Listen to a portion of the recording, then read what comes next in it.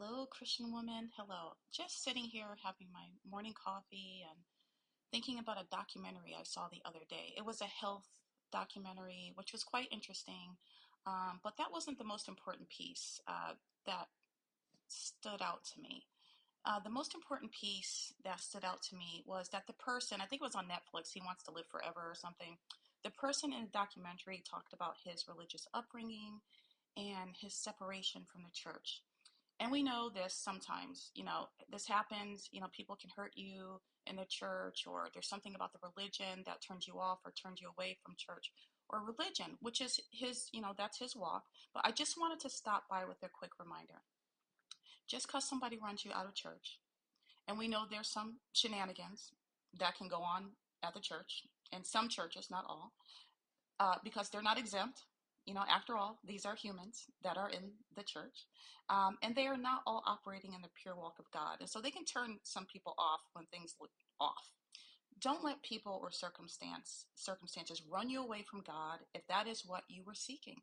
The person in the documentary said that because of his religion, he turned away from it completely. But he said nothing about drawing closer to God.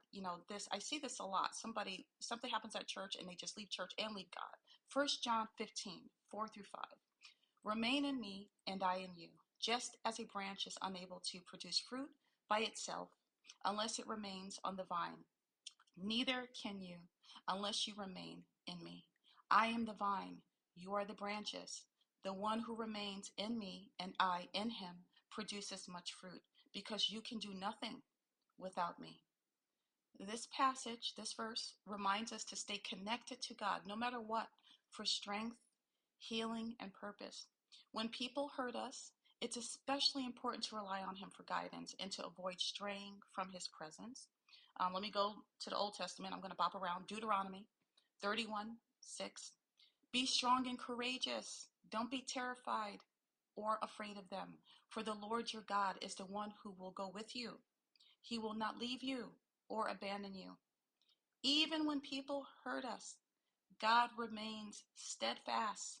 This verse encourages us to trust in his unwavering presence and not to isolate ourselves from him out of fear or pain. Psalm 34:18. The Lord is near to the brokenhearted. He saves those crushed in spirit. When you're hurt by others, this verse reassures you that God draws near and offers healing. It's a call to lean into him rather than pull away. Proverbs 3:5-6, my favorite. Trust in the Lord with all your heart and do not rely on your own understanding. In all your ways, acknowledge him, and he will make your path straight. When hurt clouds your judgment or tempts you to turn away, this verse encourages trusting in God to lead you through the pain. Romans 8:35-39. Who can separate us from the love of Christ? Can affliction or distress or persecution or famine or nakedness or danger or sword? No.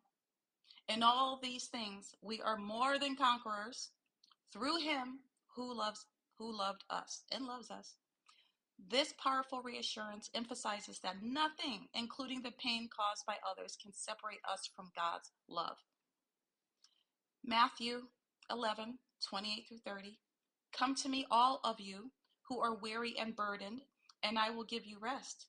Take up my yoke and learn from me, because I am lowly and humble in heart, and you will find rest for your souls. For my yoke is easy and my burden is light. When others hurt you, God invites you to find solace and rest in him rather than retreating into isolation. So these scriptures collectively guide us to remain close to God, especially during challenging times. Okay, so I just wanted to stop by. I'm sitting here sipping on my coffee, and I'm just saying, I was thinking about that show and that guy, and he's not the only one I've seen have these experiences, and that's okay because people have different roots away from God and sometimes back to God. So that God gives us full autonomy. But for those of you going through similar circumstances, I just wanted to stop by. Quick reminder, okay? Draw closer. If you're going to run away from, circumstances, church, whatever, that means draw closer to Him. All right, I got to finish waking up. I've literally only been up for 20 minutes having my coffee. So if I look half awake, oh, that's okay. I'm good. I just want to come through with this message. Ciao.